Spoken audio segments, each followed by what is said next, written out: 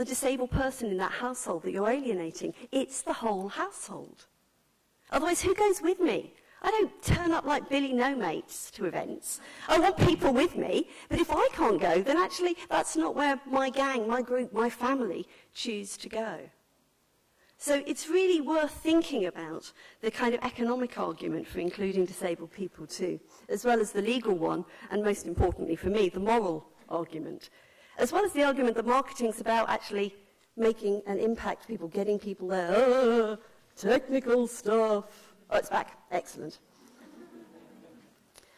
So 2020 in the UK, because of our increasing ageing population, it's set to be 50% of the population is set to be disabled people within the UK, which is a massive, massive number. And it means in the UK we're actually finally waking up and doing a lot more work around access, which is great.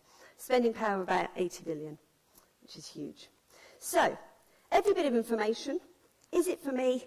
Can I get there? Is it for people like me? I've got a pile there, that was one trip out, 2 days, that was the information that I received. So it's a great big pile of brochures. And for me, it's really important to get the basics right. Within that pile of information, everything went in the bin apart from 2 brochures.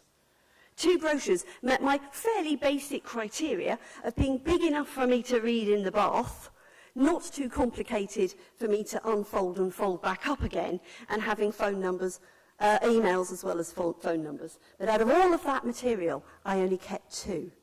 What a waste. What a waste of resources, producing things that people can't actually access. So, I'm going to run through some of the things that I think you should do. But I'm not going to go into huge detail, because actually this information is all easily available on the website. Nothing that I'm telling you today is in any way hidden or magic or secret. Making stuff accessible, the information is out there. You don't even need to know where to look, because Google does it for you. So, think about the words you use. Terminology, as I said, can turn some people off, can switch other people on. The way that you write. Everybody who uses Word, everybody writes stuff basically in Word?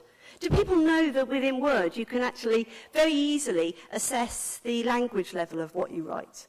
It's just a little click. Somebody said, I think the speaker earlier said we only use 7% of Word.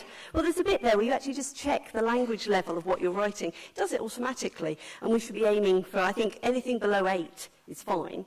It's not an age thing, it's a different scale. It's called the Fleisch-Kinnaid scale. What I'm speaking today, I ran my notes through it, and they come out at 5.3, which, that's the kind of, around 5, 6 is what I try and aim for.